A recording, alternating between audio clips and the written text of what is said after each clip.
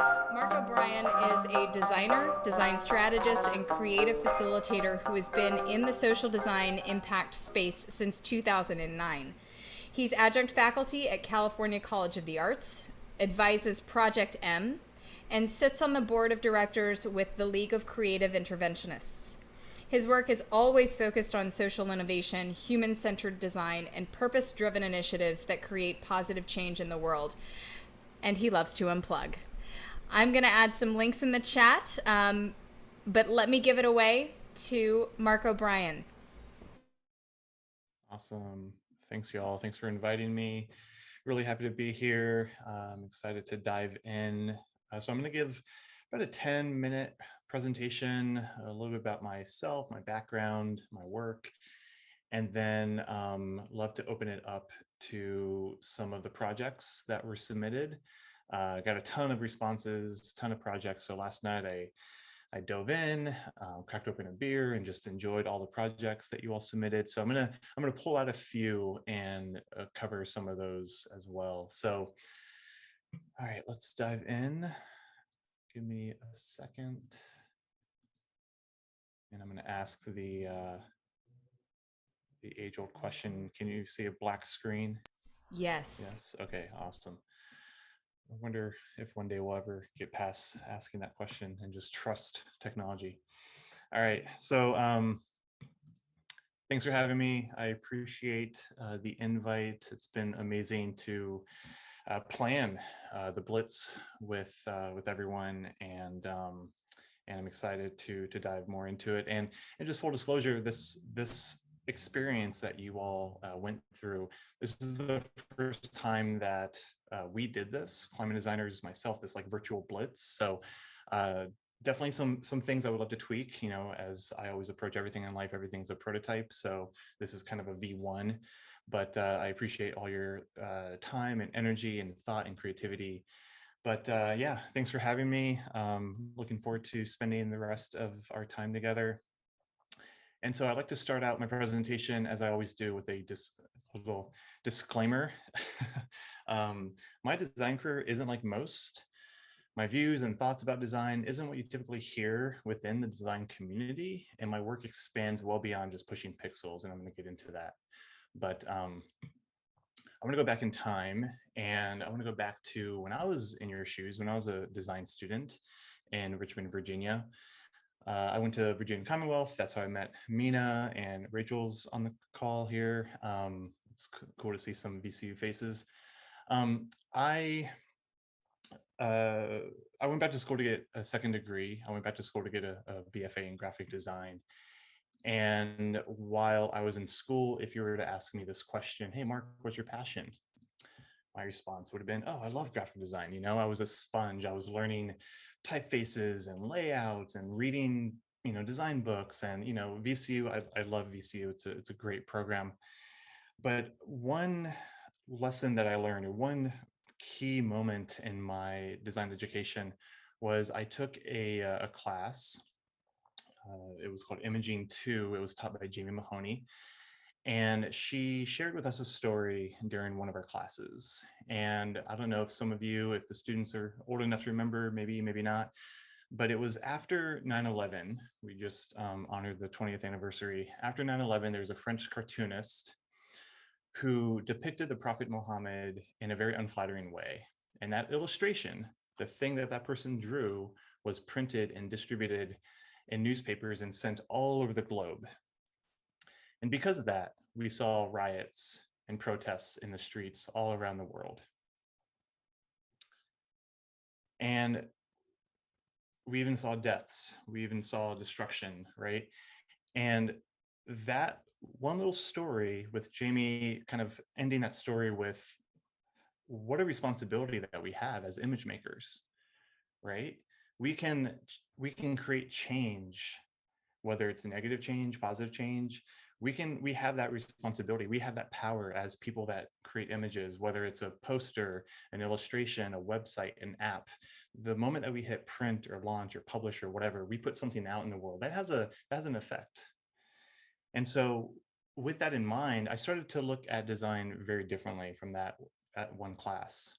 And so instead of just looking at, a tabloid size sheet of paper as just a vehicle for something that I can create, I started to look at design in a sense that it could do more than just promote an idea, promote it. It can have a positive impact on the world.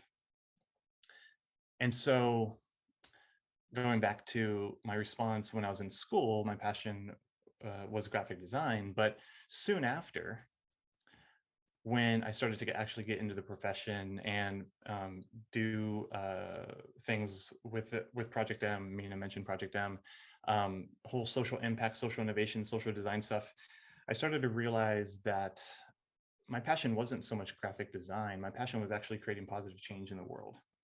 And so the way that I describe it to my students is that when you're early on in your career, you're learning the tools of the trade. You're learning how to use a screwdriver, a hammer. And for me, once I started to actually use those tools to create things, sometimes in school, but obviously mostly out when I graduated outside of school, I started to realize I was more passionate about the thing that I was creating, not the tools themselves. I'm not passionate about a hammer or a screwdriver, right? I don't think anyone really is. I'm more passionate about what I can build within that foundation that I got at VCU in my design department. So I graduated in 2008. Again, went back to school later in life to get a second degree. If you remember 2008, really shitty time to graduate. And so through necessity, I was just taking on projects. I was pretty much nomadic for a few years, jumping on opportunities around the US and spent some time in Europe and Iceland. And I was able to learn and wear a lot of different hats. So I learned facilitation and design strategy through a fellowship program early on in my career, which is basically what I do now. As Mina mentioned, I was a participant in Project M. Now I'm an advisor and facilitator. Project M totally changed the trajectory of my life. It's basically inspiring young creative individuals to use their talents to create positive change in the world. And now as an advisor and facilitator, I run these sessions all over the US and in Europe and elsewhere. And we do crazy out there weird projects, inspiring young people to create positive change with their talents, with their creative talents. A project from my Project M session was something called Blank Lab. You see it in the background here. It was a 20-foot mobile shipping container. We broke down in the middle of Missouri. Long story. Maybe if any of you are interested in the Q&A, I can get more into it. But it was a mobile design studio that was able to kind of transform based on where we drove to and kind of dropped anchor, right? And so this was my first big project that I did with Project M, and it taught me a lot about strategy, taught me a lot about community engagement, as well as social media and crowdfunding. And then the next project I did with Project M was something called Not a Bike, where I co-founded a bike company, really a bike movement, where we wanted to take this idea of, the fixed gear movement, which was really, hot back in the day, and give people these bike frames to learn, how to build their own bikes, to take ownership of their transportation, independence from fossil fuels, things like that. And it taught me a lot about social entrepreneurship and business. And so each of these projects, here's another one, the Alabama Bamboo Make and Ride, where I built a bike out of bamboo and rode it from Alabama to California. Each of these projects instilled in me different elements of business, of strategy, of design, of social impact. And I started to really build off of each project. And so with this project, the Alabama Bamboo Make and Ride, for example, it was my very first project, actually, that I turned a personal idea, a personal goal of mine into something bigger. I wanted to ride my bike across the country before I turned 30. And I had about a year and a half to do so. And I mentioned this to some colleagues. And through design and collaboration, we built this whole project around this idea. And we raised about $15,000. We were interviewed on local TV channels, featured in design blogs, things like that, national and international recognition. And then the next year, I did a very similar bike project. I'm really into cycling. And so I spearheaded a project called Fpx Iceland, where it was a mobile design workshop on bikes. And we rode about 1/3 of Iceland. and we got back to Reykjavik and had a few days to create a project. Long story short, that project failed. And separate from the success of the Alabama Making Ride, FPX Iceland was a complete disaster. And because of that, I entered what I called a confidence rut, where for about 4 months or so in 2012, I just was questioning everything. I was questioning my creativity. I was questioning my role in design and all this other stuff. And through conversations with mentors and friends, it started to really help me come out of that confidence rut. And it made me realize how important confidence, this topic of confidence, is in creativity. And again, I can get more into that if you want. As an educator, I love just sharing knowledge as well as just my passion to anyone who will listen. And I dabbled in online education a few years ago. Me and my buddy created a class on collaboration, which is something that we're not really taught, how to collaborate. We're just thrown into groups and expect, people to just kind of figure it out. But it's a skill, it's an art. And so talk to me about collaboration. There's definitely lots of things that I can cover.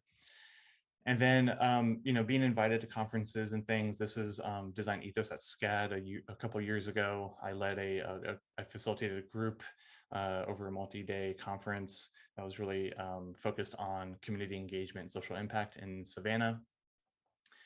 And then I also teach part-time at California College of the Arts. I teach in the graphic design department and the interaction design department. And it's been a blast to just, be around young people and not only, again, share my knowledge and expertise with them, but also learn from them as well. And so over those couple of years, I've worn a lot of different hats. Some of those hats I still wear, some of those hats I've retired, but I want to kind of shift a bit more to what I do now. And so I was on a road trip coming back from a workshop in Utah back to San Francisco, and I was with my good buddy John Bielenberg, who co-founded Project M. We do a lot of work together still, and we're having a 13-hour car ride, a road trip ahead of us, and we're talking about life and death and everything in between. And he helped me start to realize that I wanted to level up my work. I wanted to take on bigger, meatier projects. And I refer to that as like my climate epiphany. That 13-hour road trip really, I say this kind of half joking, but I think I started that road trip one person, and by the end of that road trip, I was another. And then on, I knew I wanted to really dedicate my talents towards addressing our climate breakdown. I was reading a lot of articles at that time. A lot of news reports were coming out. And that was a big realization for me, that my personal desire of leveling up my work, along with this existential crisis that we were facing as a species. And so, again, reading articles about all the floods and fires happening, all these heat waves happening. There's a lot going on in the world at that time. And unfortunately, it's still happening now. And so with that, as going from an independent as a freelancer and contractor, I wanted to, again, as I mentioned, level up my work. And so I thought to myself, well, what would a creative studio look like? What would a creative studio look like if it was 100% focused on climate? And so with this new desire to level up, I wanted to incorporate not just my desire to be in this at the intersection of creativity and climate, I also wanted to bring my values and beliefs into my work. And so I've been listening to punk rock since I was in middle school. Ricky Miller, the coolest kid in school, he gave me a random a mixtape with a bunch of random songs. And ever since then, I've just been in love with that, not only the music, but just the ethos of punk rock, right? And so when I was thinking about forming my studio, I started to ask myself questions like, man, what would a creative studio look like if it was ran by the members of the Clash or Bad Religion, right? And so with that inspiration and that kind of fist on the table attitude, the Determined was born. And so we're about 5 years old now. And I really wanted to just call out stuff that was not being discussed in the creative community. I wanted to really make waves and use my platform in a way to address some of these big gnarly challenges that I think we are kind of taking our sweet time to address. And so with that, I'm going to skip that. as I describe the studio, I describe it as a design strategy and creative consulting studio for a climate resilient world. So yeah, we work only with organizations in the climate space. So nonprofits, for-profits, climate startups, foundations, solo entrepreneurs, being in the Bay Area, you would be surprised. The person who is standing next to you in the coffee shop, might have a couple million in his bank account, so there's a lot of individuals here in the Bay Area that are waking up and realizing, oh crap, I want to do something about this crisis. What can I do to help? And so a lot of people are starting up these companies themselves, which is amazing. And I always include this slide in my talks. If I had to explain what I do to my 15-year-old niece, we basically make climate focused projects look good, sound awesome, be seen, and get the support that they need. So early on in my career, I started to transition from this social impact, social design space into something a bit more focused in the climate space, right? And so the story behind climate designers is that a lot of my design friends started to refer to me and my business partner, Sarah, as the climate designer folks, right? Those climate designer kids.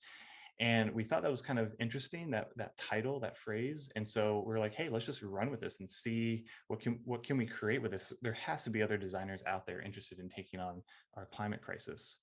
And so we gave ourselves about a month to experiment with this idea. So we bought a 1-month subscription to Squarespace, so like $16. We spent about 4 hours on copy and initial look and feel. And we just started sharing it out with our networks. And the CTA, the call to action at the bottom was, what was it? It was sign up with your email to get notified when we launch. We didn't even know what launching meant. It was just an experiment. And over that month, we got a ton of subscribers, we got a ton of people interested, and we started to realize, okay, I think we're onto something. I guess we got to make this project now. And so it's evolved since. As I mentioned, we started in October 2019, so just shy of 2 years. And so as of now, because this is a move-in target, this is, we're building the bike as we ride it. So as of now, we are a hub for designers and creative professionals from all industries committed to using our creative skills for climate action.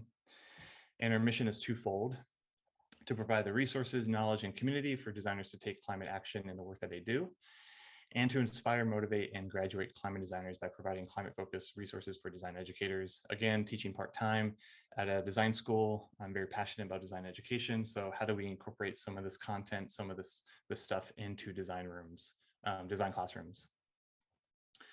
So we all know the world is heating up. It's no news.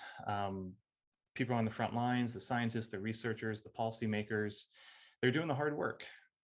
But too often their message comes out muddled, failing to convince people to change behavior or policies quickly enough to make an impact. And so we need designers to help with this. And so designers are a special group who use creativity to solve problems. We have the ability to visualize complex ideas. We can communicate really important messages. And more importantly, we can design interactions that encourage others to take action. And so with the skill set of designers, like, why not? Like, it's a no-brainer that we should be working on this. And so we're calling all designers from all industries and disciplines, whether you're working in-house or at a small studio, full-time or freelance. We need every designer to take climate action. And I'll get into that in a minute, what that looks like. Here's climate designers at a glance. So we have featured profiles on the website. We have a number of job boards that we link out to for people who want to find jobs that are in the climate space. We just launched our 3rd podcast. So we have 3 podcasts now, all with slightly different audiences. We have resources for design educators. We have global chapters. I think we're about 10 chapters now, and we have another 10 being onboarded. We have a very active online community of 2,000 plus people. We have a Get Started guide that was actually developed by one of our community members early on, because we got a lot of the same question. Well, how do I become a climate designer, right? What's that gap in between realizing you want to do the work and actually doing the work? And the Get Started guide is a great way to fill that gap. And then we ran a 2-week virtual summit back in March 2021. It was, I think we had over 30 plus sessions, 40 plus speakers, and it brought a lot more attention to what it is that we're doing with climate designers. And so um, all of this stuff, my background, my experiences, me listening to the punk rock stuff, fighting for causes I believe in, questioning authority, the whole DIY ethos is something that I have just grown into ever since I was, 14 years old. This idea of using my creative talents for social good. I learned that at VCU with Project M and the Determine, and then just my actual creative skills. The ability to design websites and logos and campaigns and things like that, as well as just my personal interest. I love backpacking. I love trail running. I love camping. Um, and I think that's what really has driven me to this spot right now, this place in my life. And um, I know that this is what I want to do. I can't imagine myself doing anything else but this. Whatever that vehicle might look like, though, might change. Maybe it's the studio, maybe it's something else. I don't know, but I definitely know that I'm on the right path. And so, with all this, again, speaking of paths, don't look at me as an example of a normal designer. My path is very unique, very different. I've been so privileged to collaborate and work with a ton of amazing people. Some of them were my design heroes back in school. And but I also, it's been hard too. It hasn't been, sunshine and rainbows. It's also been a struggle at times, creating this new thing, creating this new path that's very unheard of. But so instead of looking at me and looking at my path and as inspiration, I'll leave you all with some things that will help you maybe find your trailhead, the start of your path. And so perhaps find a thing that you're excited about, something that brings you joy, whatever that might be. And particularly that might be something outside of design. And then find a way to bring that out into the world, right? So what is your focus? Where do you want to put your energy? Are you really into food justice? Are you really into education, women's health, policy, right? Where is the stuff that's really pulling you? And then how can you find a way to bring that out into the world, to get other people involved, to make an impact? And then with that, find those people that bring out your best creative self. I have a handful of people that I call my creative soulmates. I love collaborating with them. I love working with them. And then while you're finding those people, help them bring out their best creative selves too. So collaboration is key. We can't do the hard work by ourselves, and we need to support those that are actually on the front lines. And so, when I hear the phrase, designers can change the world, I don't believe so. I think that's pretty egotistical. But I do believe, though, that designers can play a really great supporting cast member for those in other types of industries who actually can. Everyone needs design. Every company, every industry, every sector needs designers. We are a high demand profession. So rest assured, you're going to have a job when you graduate, right? But where do you put that energy? Where do you put that focus? And then lastly, find a problem that affects a personal interest or part of your life. What's the thing that's going to make you want to actually get up in the morning and do the work, right? So if you find that personal interest, you'll have a little bit more skin in the game to actually want to do it, especially when things get hard. Climate change is scary, y'all. Like this is some gnarly shit. And at times I just wake up and I'm just like, what are we doing? But because I love what I do and there's aspects of this that I really do enjoy, I try to find those and grab onto those as well to get me out of those thoughts. And so with those three suggestions, consider your role in our world right now. The world needs you, your talents, your creativity, your passion, your perspective. A lot of old people have screwed up. And unfortunately, this is the world that you all are going to be adopting. And that's not cool. I don't think it's cool. I mean, I'm not too old, so I still have a good couple decades left. I'm pissed off too. And so with your talents, how can you show up to the world right now? We need everyone involved, in my opinion, in addressing our climate breakdown. It's a big issue. It's an abstract issue, and that's at times hard to actually figure out where to start and what to put your focus on. But there's a lot of great resources out there. There's a lot of great organizations and networks out there to get you started. So with that, I'll wrap it up. I just feel like we have a lot of work to do. I'm asking you all if you're ready. I would love to collaborate with you one day. I would love to bring you on and see what you can bring to the table.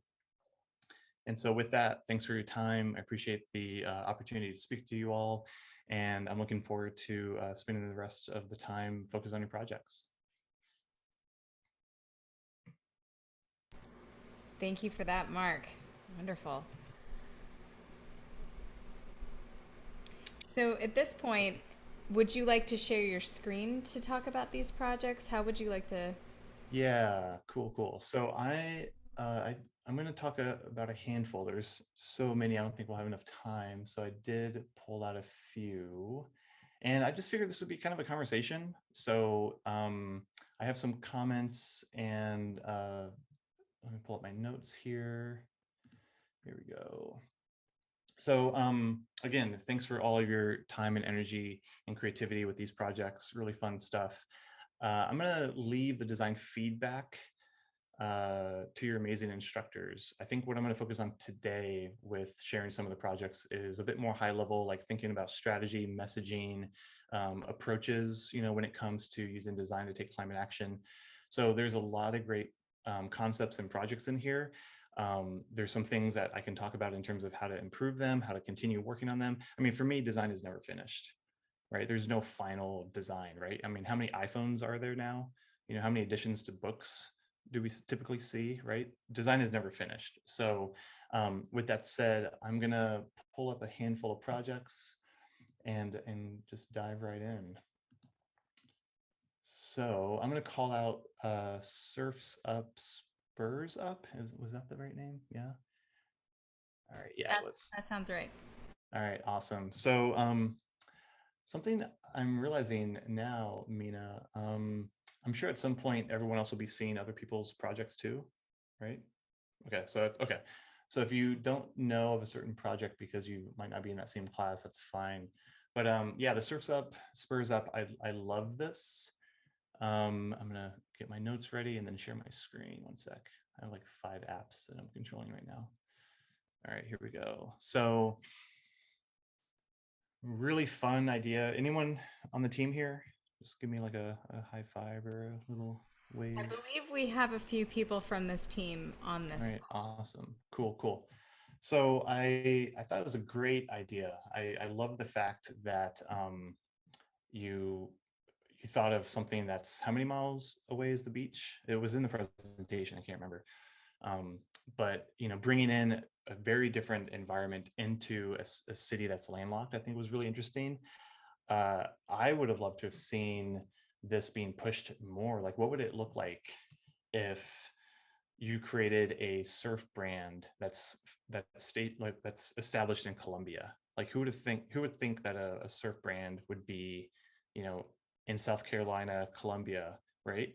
So I'm wondering if, like, why not, take inspiration from various surf brands that are out there, maybe partner up with Vans or GoPro to bring some of their resources and elements of business into this. Maybe establish Myrtle Beach as the next Mavericks or a tropical surf spot in the world, or maybe have University of South Carolina as one of the top surfing schools in the US. So not only will the surfing students learn how to surf, but they'll also learn about your concept too, right? I did some research. Surfing is a $1.2 billion industry in the US.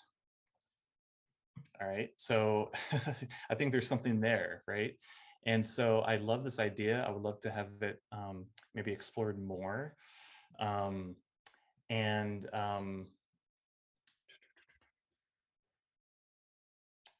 yeah, so it would be great to see this pushed a bit more.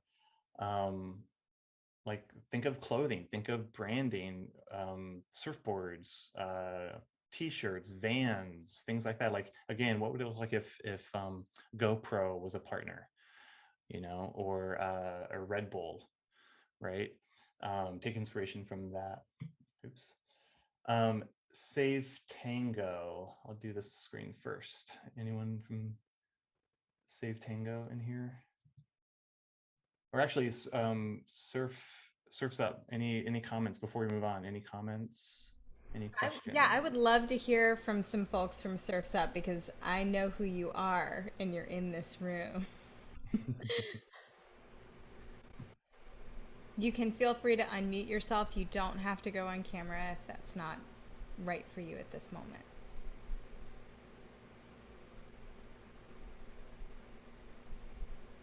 Can you hear me okay? Yes, I can. I wasn't sure, my audio is kind of cutting out, but yeah, those I really liked your notes, especially about partnering. I think you said Red Bull, if I heard that correctly. Sure. Yeah. Awesome, because they I know sponsor a bunch of things that are like really active, and it also gets like members of the community active, and that would be a great platform to bring awareness to. So I really liked that idea. Yeah. Yeah. And one thing for everyone, I was gonna wait till the end, but you're just making me think of this. Don't view your schoolwork as schoolwork. View your schoolwork as something that can actually live in the world. We can look into grants, we can look into partnerships, funding, whatever. Like if you approach your schoolwork in a way where it's like, oh, this could be a business, this could actually be a thing, then I think it opens up a lot more opportunities. So, I mean, who knows, Alexis? Like maybe I might have a connection at Red Bull. I'll sync you guys up, and hey, we give X amount of money away for schools, or hey, we have a foundation, or hey, we just want to buy this idea, like why the hell not? So I really encourage students to not think of their work as schoolwork. All right, I'm gonna go to Save Tango. I want to be mindful of time. Really love this project. I love the 8-bit throwback here. Sorry, I'm just getting my notes here. I took a lot of notes last night. So again, the video game industry, huge industry. I didn't even look into how much it is, but I'm sure it's a lot bigger than surfing. So I love the idea of kind of tapping into the video game industry, let alone like nostalgia, the whole 8-bit approach. And I I laughed out loud when I saw like these random drops of arcades throughout Colombia, like talk about like guerrilla marketing, talked about like, wait, what is that? Is that an arcade? What? Like that's when you create buzz. All right. We all walk by posters all throughout campus, right? I mean, they're so noisy now. We just kind of, don't even think about them. We don't even look at them anymore. But if, when was the last time you saw an arcade in the middle of a field? Right? There's an approach that I always put in my work. It's called a dog with a hat. So let's just say me and Mina are at a coffee shop, on campus at U of SC. We're just talking about class, talking about whatever, talking about life. And then there's other people around us talking about stuff. And then all of a sudden, Mina sees someone walking a dog with a hat on. She's going to interrupt what I'm saying. And we're going to both comment on that dog. And I'm sure other people around us are going to comment on that dog. So if you can find opportunities in your projects, it doesn't have to be, anything, it doesn't have to be the whole thing, but if there's small little opportunities to put hats on those dogs to make it stand out, take those opportunities, right? We have so much noise around us now. We have posters and billboards, our pockets are vibrating with our phones, and, like there's so much trying to get our attention. How do we actually make people stop their conversation and call something out? I think that's a really hard but important thing to think about. What else with Save Tango? It would be really interesting, developing a game is a big endeavor. So as a V1, as a prototype, as a small bet, something I use a lot, this idea of a small bet. I'm wondering if you can maybe like partner up with existing games like Minecraft or Fortnite, or, some of the sports games out there, Madden or NBA, and like put little Easter eggs in those games. So you're still getting people's attention when they find them. And so you're able to, educate them on something in the environment that they're already in. So instead of having to rely on having them download a very new game, you're just piggybacking off of an existing game. Something else I mentioned with the Save Tango stuff, but this applied to a few other projects. So never underestimate joy and putting joy and fun in your work. I think at times, especially when we talk about climate, oh man, it's a climate crisis. We gotta be really serious. It's hard stuff. Oh my God. Like Yeah, it is, but who would be against having fun? Who would be against having like a, bringing a smile on someone's face? So if you can do it, definitely insert that dog in with the hat, the joy, the fun stuff. Um, yeah, anyone from Safe Tango wanna come on?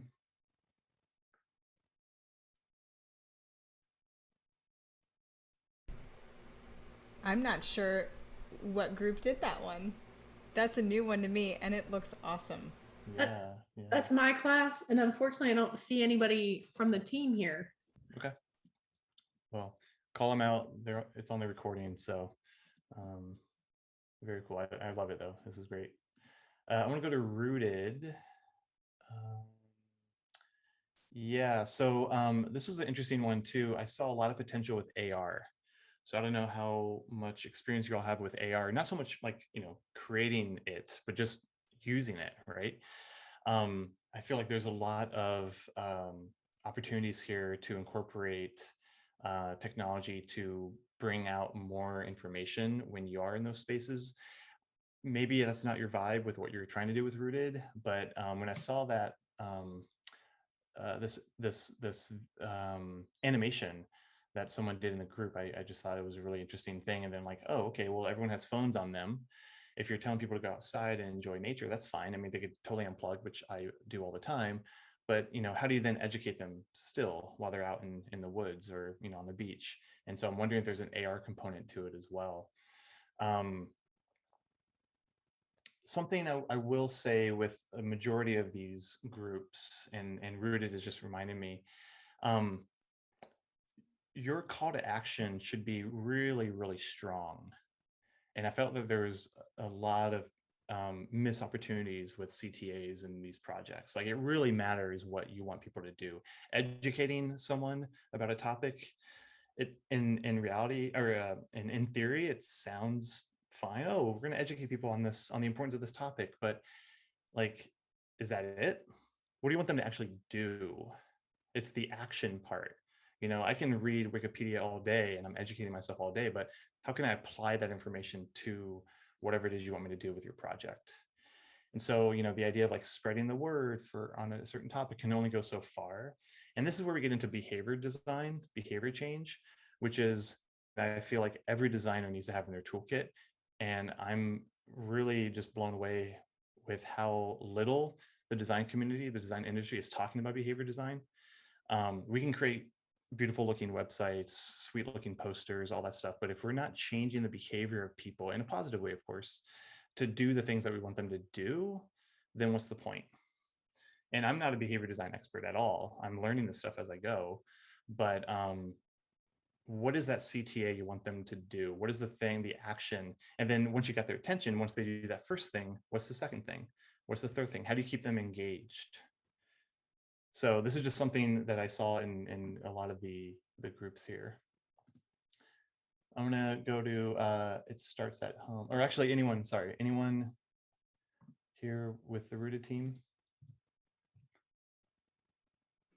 Yes. Hi. Oh, Oh, sorry. You can go ahead, Daniel. You're good. All right. All right. I was just gonna say just thank you for the feedback, and also the AR idea is actually a really cool, and I like started to immediately get some ideas like right away. So I think the AR would be a really cool idea for sure. Yeah, try it out, and as designers, we really need to keep our finger on the pulse of technology. Like even if you don't think of yourself as a tech geek, you just have to know what's around you. I always say that design is right after technology when it comes to innovation. So when the printing press came around, okay, cool, we can print the same thing lots of different times. We might need some people to help us like organize that information, quote unquote designers, right?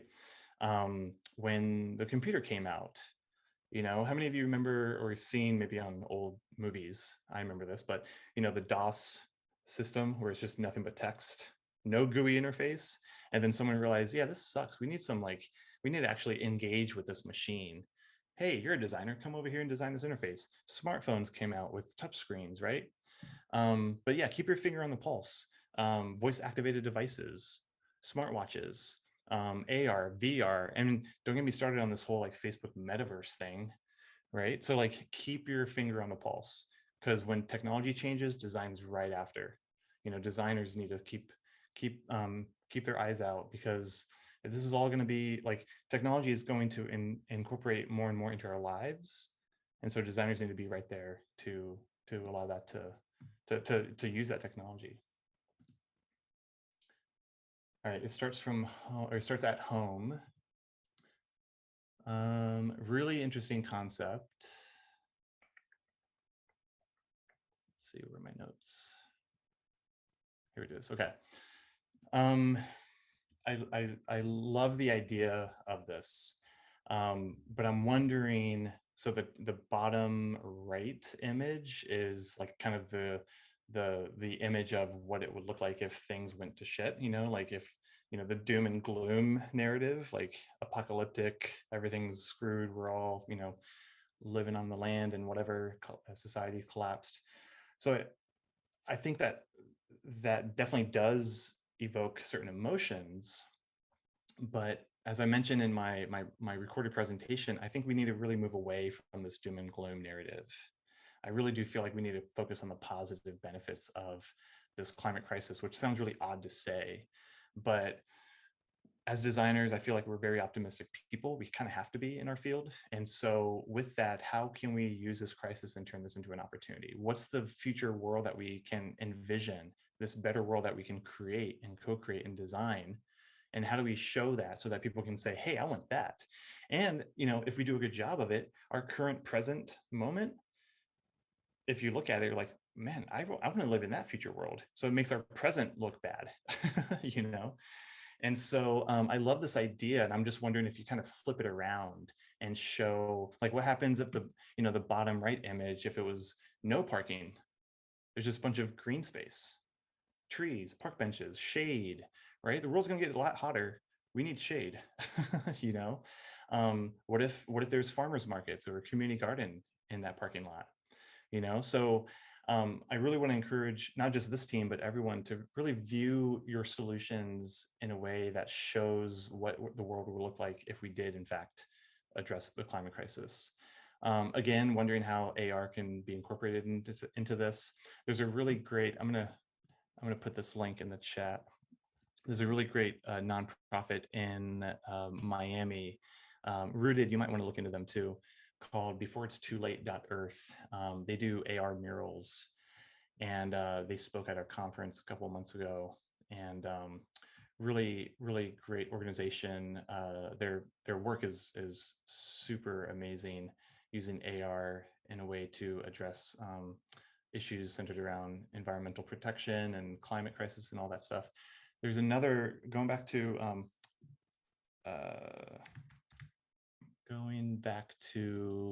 what I mentioned about behavior design, definitely look at Katie Patrick. Here's another link in the chat. She's a friend of mine. She's a designer, engineer, and behavior designer, I guess. She does a lot of work centered around behavior change. And it's great that she's a designer, so she can kind of translate all that stuff into how we work. So if any of you are interested in behavior design, definitely check her out. Graffiti for Good, another great project. Again, definitely look into Before It Starts.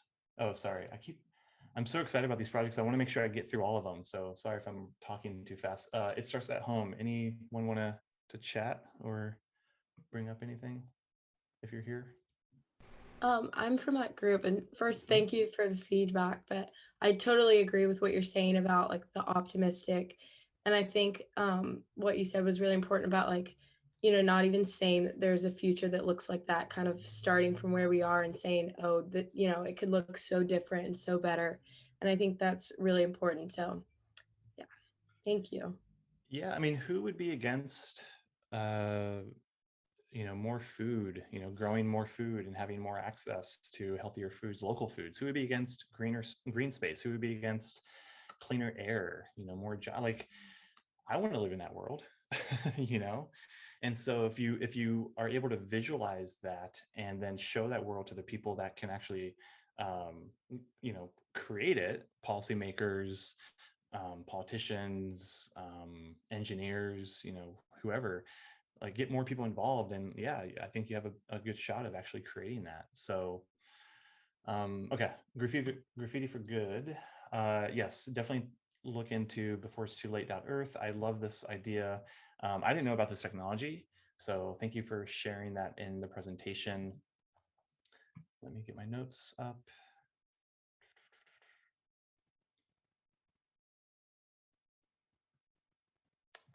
Where are you? Okay. I love the use of all this blank space, you know, these brick walls that are all over campus. I mean, it really is a canvas, right? And I love the fact that you're looking at it that way. So again, thinking about AR, it's one thing to have these like spray painted images on these walls, but what else can you do with them? And I think AR could be a really interesting component to it. I would also encourage you too, though, to really think about the messages and the images on these walls. From what I've gathered being in the space for so many years, like the lone polar bear on that little iceberg doesn't really resonate with a lot of people. You know, it sounds shitty to say, but like how many times have you all seen a polar bear in the wild? Probably zero. And so what are these images that we can come up with that do relate to the people that are going to be interacting with these walls? And so that's why you're seeing a lot of climate initiatives now that are moving away from these tired cliche images. And that's what we did with climate designers specifically. And that's why the determined looks like we don't want us nor our clients to look like any other climate environmental group, because the images, the messaging, if those were successful, we would have been a lot further along in our journey. And so I want to, and this goes for everyone, really be mindful of the images and especially the messages. And if you want to look for inspiration, look outside of climate. You know, why is Supreme so popular? Why is K-pop such a big deal? You know, look at Hollywood, I mean, there's definitely some things about Hollywood you shouldn't look at, but you know, look at Nike, look at some of these other companies and campaigns and industries that are doing a really interesting job. And what from that can you take inspiration from and apply it to these types of issues? Anyone from the Graffiti for Good group? I think it's a great project. I would love to see this happen. And maybe just start with just regular paint. I don't know how expensive the solar paint is, but could just start, you know, small bet would just be one wall with, you know, 2 gallons of regular paint. That's a small bet and see what happens, you know? All right, a few more. I know we're just wrapping up. I have a few other things I wanted to share too outside of this. So the Gamecock Climate Initiative. So I love the sports team angle. Living in San Francisco, you know, we have pretty okay sports teams apparently. And when the Giants win the World Series, it's crazy. I was in LA last fall, so the Dodgers won, and every time these sports teams like win a big thing, you see people go in the streets, they're honking their horns, they're maybe sometimes flipping over buses, whatever. And it's just like, how do we capture that same amount of energy and enthusiasm and put it towards these bigger issues? I would love to have a breakthrough climate thing, you know, happen and have the same amount of like rah from people, you know, like when we re-enter the Paris Accord, like where are the marches in the streets? Where are the buses being flipped over? You know, so I love the idea that you're tapping into that sports, the sports industry. So what can we take inspiration from and apply it to the work here? I am going to say this because I always do, and I'm saying this out of love, but we need to really, how do I say this? We need to be really mindful of this idea of a carbon footprint. So I don't know if you know this or not, but the idea of a carbon footprint was actually developed by BP, you know, the fossil fuel company. They created that. And why did they create that? Because they wanted to put the onus on individuals to clean up their act, while behind the scenes, they were continuing to pollute. Okay, so it was a perfectly calculated campaign to make people feel crap because of how they live, while here they are extracting precious resources and polluting the atmosphere. So the carbon footprint campaign, I get it, you know, like we all need to be mindful of it. Don't get me wrong. This is definitely important. We should all do the individual action stuff. But even collectively, if we do all the things that we were supposed to do, it's a drop in the ocean compared to what industry and companies really need to do. And so I'm all about systemic change. I don't think we need another single-use plastic campaign. I don't think we need another drive less campaign. Like we really need to think systemically. We need to think big. We need to go march up the street and bang on the doors of corporations and companies and industries and governments. Those are the ones that are really causing all of this. And so again, you know, carbon footprint stuff, I think it's great, but you know, at the same time, let's also put some energy towards these more systemic issues. But I love the idea that you're tapping into the sports stuff. You could tell I'm a sports guy. Yeah, anyone from the Gamecock initiative? Yeah, some of us are here.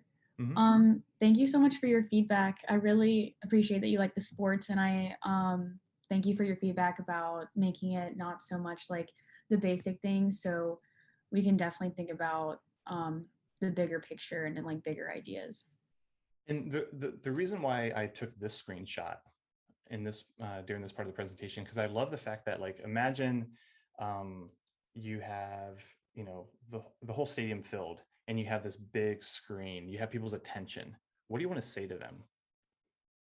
That's a huge responsibility. Like, what do you say to them? Like, what's the image or the words that you can put together that will make them leave the game a different person? Wow, I didn't think about that. Whoa, I didn't realize that. Wow, I didn't, you know, like, you have their attention, which is an amazing thing. So what do you do with that attention? So yeah, again, I think it's a great vehicle. And so it all comes down to messaging and whatever that call to action is. Last up, I want to do one more, and then I have some general comments. The Eco Friends Fest. I mentioned this with the Surfs Up project. I love the fact that you all thought about partnership. So when I saw Nalgene, I was like, hell yeah, they're already thinking about partnering up with a company. The one thing I tell my students too, if any of you are interested in business, entrepreneurship, anything like that, even just learn the basics, you're going to stand out from other designers. I really do feel like designers should know business, because as designers, we don't solve design problems. Designers solve business problems using design. Okay. So we need to understand the industries that we're in so that we can better our clients, we can better the companies that we work for. So I love the fact that you're already thinking this way. And let me go down. And it's funny, you did this project, something related that just launched a few days ago, I think. I'll put this in the chat, something called earthpercent.com. And it's a campaign that is spearheaded by Brian Eno, which is a pretty well-known musician. Basically, him and his team are trying to figure out how musicians can address the climate crisis. So definitely check out the website. There's a lot of info on it. So again, I love the fact that you're thinking about Nalgene as a partner. It's a lot of you know, entrepreneurial approach there. I love the one thing I did. Oh, I didn't take that screenshot. The one thing I loved about this project is that towards the end, you talked about having students be interns running the festival. And, you know, business students, design students, marketing students, like that is such a great way for them to learn business. And so, yes, again, this could totally happen. Like, have your school fund this festival and then get all your departments to come together and provide the interns, provide the infrastructure. I just love that the internship component of it as well. Anyone from Eco Friends before we wrap up?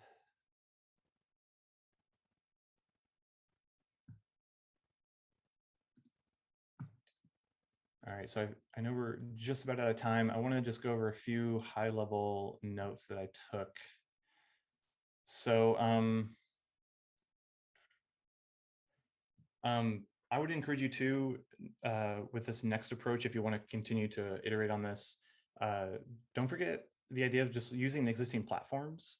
We don't have to reinvent the wheel every time. Instead of designing a whole new website to bring people there, like, could you just piggyback off of an existing website that already exists? And that's a really great approach too, to test out an idea before you spend all this time and money and energy building out a brand new thing, if you don't even know that it works or not. The other thing that I would encourage you all to do is actually test these concepts out with people. Like, find the audience, find your intended audience, and actually put this in front of them and test out, would this thing be something that they would do or buy or go to, or, you know, whatever that call to action is. There's a question that one of my buddies who I teach with, Eric Hyman, he always asks, so I stole it from him. Every time he's in a critique, his students present, and then his famous question back to them is, why should I care? And story goes, all of his students always get pissed off when he asks that question. But I think it's a really good question. Like, why should I care? It's great that you designed this beautiful thing, but why should I care? And so making sure that there's that in there in terms of just your final designs, but even in your presentations too. A lot of the presentations presented a lot of facts and data, which is fine, but do you want to really start with that? Or do you want to start with putting the person you're presenting to in the center of their story, making them really care about the issue at hand? You'll get to the data, you'll get to the stats later, right? But hook them with the fact that they should care right now, and here's why. And speaking of stats and data, pro tip, always credit your statistics. All right, put a little, footer down on that slide. There's one stat. Did I write it down? Oh man, I didn't. There's some crazy stat in one of your presentations. I was like, really? I think it was like, clothes are worn 7 times, then thrown away. Like, this shirt's like 5 years old. I don't know. So please please credit your stats, because it's professional, and you want to make sure that what it is that you're saying in your presentation has legitimacy. There's a number of projects dealt with fast fashion. Say that 5 times fast. Huge issue. I totally agree. Fast fashion sucks. But here's the thing, going back to individual action versus systemic change, let's go upstream and let's demand the companies that are producing those clothes to change their ways, right? The fact that there's these campaigns and initiatives putting the onus on us is not awesome. Like, we need to go and point the finger at the real polluters of the planet. And so let's demand fast fashion companies, or fashion companies in general, to change their ways so that we can address their waste. Don't just stop at the design. Some of you all just stopped at the poster or the graphic or whatever. Put those design solutions in real world context. There's a few of you that did that, which, the Gamecocks group did it, with the graphic on the stadium. But design lives in the world. So instead of it floating on a background on a slide, like, put it in context. Help me see where I would normally see that, or where I would see that design if it was actually real. And then don't stop at just the poster. Don't stop at just the graphic or the illustration. Come up with a fictitious brand, come up with a fake product or service, like, make it, like, push it a little bit further so that it can actually live in the world. And then again, who knows, like, you can actually pitch this to an investor or your school, get money to actually make it happen. Let's see. Yeah, so I guess one last thing I'll say, as you go through your program, I know a lot of you are at the lower level, you just entered the design program. As you go through your program, just know that you're more than just pixel pushers. You're more than just a pair of hands. You have a lot to say, you have a lot to contribute. I teach a portfolio building class, and every semester I get students saying, oh, I don't have any experience, whatever. I'm like, yeah, you have like 19, 20 years of experience. Bring that to your work, bring that to your projects. And so with that, you can contribute a lot more to a team than just a pair of hands. All right. So again, consider entrepreneurship, consider business, consider strategy. Any writers out there, anyone who loves to write, definitely flex that strength. Any of you who hate writing, right here, Any of you who hate writing, practice. Writing is a great skill to have, and it's definitely going to help you stand out from others. Again, designers don't solve design problems. Designers solve business problems using design. There's a lot of work out there that we need to do. There's a lot of companies that are struggling because they don't have the best branding. They don't have the best marketing tactics. They don't have the best messaging. We can support those. Our philosophy is that if the work that these scientists and researchers and policy folks, if their work fails because of the lack of what I just listed out, then we all fail. And so I know we're over time. I can talk about this forever, but I will spare you. But thank you so much for putting the time and energy into these projects. These are great. If any of you want to reach out to me to talk more or ways to continue the project, that's totally cool. A few CTAs on my end. I'm going to put in a link here. We just launched a new research project called New Wave. And we have a young woman who just graduated last year. She's carrying over her thesis project into climate designers, and she's interviewing design students. And so if any of you are interested in talking to her, whether it's a 30-minute Zoom interview or a 5-question form survey, go ahead and do that. We just want to hear from you. What do you all think about climate and sustainability and design schools? We are definitely wanting to shape how we create what it is that we do with climate designers and design education. So definitely your feedback is welcome. And then if, I don't know, apparently IG is like not cool anymore for young people. It's all about TikTok now. So if you are on Instagram, we do have an Instagram account.